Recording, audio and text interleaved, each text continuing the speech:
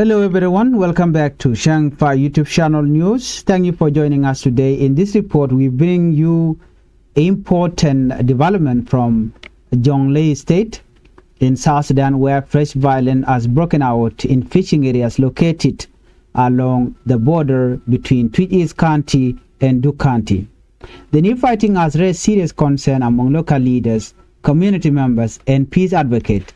Authorities are now calling for urgent intervention before the situation becomes worse. Stay with us as we explain what happened, who is involved, what local leaders are saying, and why this conflict continues to affect communities that depend on fishing for their survival. Before we move on, please, I would like to tell the channel by subscribing, turn on the notification bell, so whenever we upload a new video, you can be notified. According to local officials, renewed violence erupted on Monday in a remote fishing ground situated between East County and Duke County in Jonglei State. These areas have been center of dispute for several years.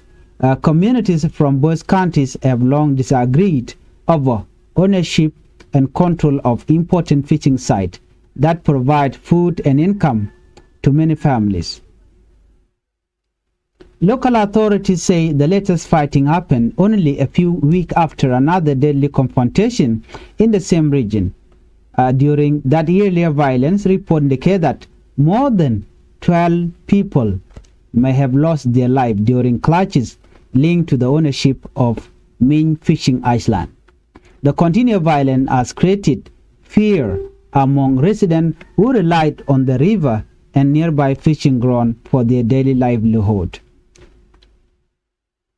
The Commissioner of East County, James Magog Mabie, expressed deep concern over the worsening security situation. He said that youth from the whole community in Duke County reportedly attacked Alei fishing village, which is located in Lith Payam of East County. According to the commissioner, the attackers entered the village early on Monday morning and eventually took control of the area. He also stated that one resident identified as Dudeng Atim was allegedly taken hostage during the attack. The commissioner explained that gathering accurate information has been difficult because the affected area lacked proper communication services. As a result, authorities have been unable to confirm the exact number of people who may have been killed or injured during the violence. The commissioner warned that the situation remains tense and could deteriorate further if immediate action is not taken. The Twitch's commissioner appealed to government authorities at different levels to intervene quickly. He called upon leaders in Duke County, officials in Jonglei State, and the national government to help stop the ongoing violence. He emphasized that more attacks could occur if preventive measures are not put in place. The commissioner also stressed the importance of dialogue. According to him, peaceful discussion between the communities are necessary to address the root causes of the conflict and prevent future bloodshed. Meanwhile, Duke County Commissioner John Shatim Ray condemned the action of the youth involved in the attack. He called on those responsible to immediately withdraw from Alei village to allow displaced families to return to their homes. The commissioner appealed directly to the fighting youth, urging them to stop the violence and embrace peaceful solution. He further requested that the fishermen reportedly being held captive be released and reunited with his family. His statement was viewed by many observers as an important step toward reducing tension between the two communities. Unfortunately, this is not the first time that communities from Duke and East have clashed. Over the past 3 years, several violent incidents have been reported in the contested fishing areas. Many of these confrontations have involved young people from both sides. The dispute often center on access to fishing ground and question of ownership of a certain island and settlement near the river, near the Nile River. This conflict have resulted in loss of life, destruction of property, and displacement of innocent civilians. Families who depend on fishing to feed their children and support their household have repeatedly found themselves caught in the middle of the violence. Community leaders and peace advocates continue to urge the national government to take strong action. Many believe that the deployment of neutral security forces could help stabilize the area. Others argue that long-term peace can only be achieved through honest dialogue involving community elders, youth representatives, religious leaders, and government officials. Earlier this year, security authorities reportedly announced plans to deploy force to the contested areas.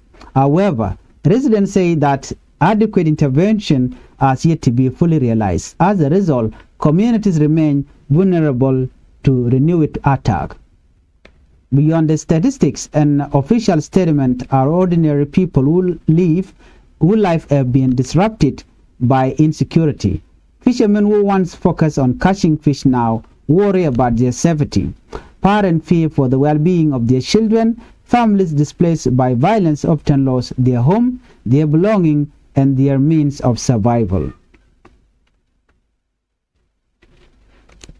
For many residents living in these remote areas, peace is not simply a political issue. It is a matter of survival. Without stability, communities struggle to rebuild their life and provide a better future for the next generation. History has shown that violence often creates more suffering without resolving underlying problems. Lasting peace requires communication, compromise, and mutual understanding. Community leaders from both countries have an important role to play in encouraging reconciliation. Young people also have responsibility to reject violence and support peaceful coexistence. As a result, as South Sudan continues its journey towards stability and development, many citizens hope that leaders will prioritize dialogue over confrontation. The renewed violence in the fishing areas of Jonglei state serve as a reminder of the challenges that many communities continue to face across South Sudan. As authorities work to establish the full extent of the damage caused by the latest clashes, residents are once again calling for peace, protection, and meaningful action from the government. The hope among many families is simple: to live without fear in an honest living and raise their children in safe and peaceful communities. We will continue to follow these developments surrounding this story and provide updates as more information become available. Thank you for watching Changfied YouTube channel. If you found this report informative, please remember to like the video, share it, and do not forget to subscribe. And also do not forget to hit the notification bell so whenever we upload a new video, you can be notified. Thank you for watching and bye-bye.